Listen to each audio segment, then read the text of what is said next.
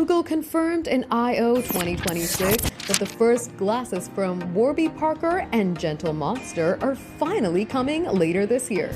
Welcome to GadInsider, your hub for the latest tech news. Google's developer conference has given us a much clearer picture of how its smart glasses will work. Since Meta had a years-long head start, Google will have a lot to prove. The glasses present at the demo were reference hardware. They had a built-in display, unlike the Warby Parker and Gentle Monster specs, which will be audio only. But they didn't really look or feel like a prototype either. The display comes with a single window over the right lens with a 20-degree field of view, though Google said that specific specs could change. Google has a big advantage over Meta glasses as it's integrating its own apps and Gemini into the frames.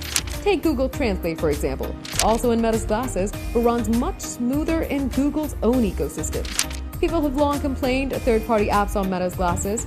Right now, they're great if you want to read WhatsApp messages or Instagram DMs, but there aren't as many options outside of the company's ecosystem. Android XR may also be heavily reliant on Google's own ecosystem. Being able to access Maps, Gmail, and Keep feels much more practical to everyday life. Especially in Maps, you can get walking directions in the display alongside a little map view when looking down towards the ground. Audio-only XR glasses won't have the benefit of a usual guide, but Google will still be able to provide walking directions via audio cues. You can also look at restaurants and businesses around you and ask Gemini for reviews and information. Google still hasn't revealed the complete specs or pricing for the consumer version yet, but there's already a lot to look forward to. For more updates, subscribe to GadInsider, like and share the video, and don't forget to press the bell icon so you never miss any update.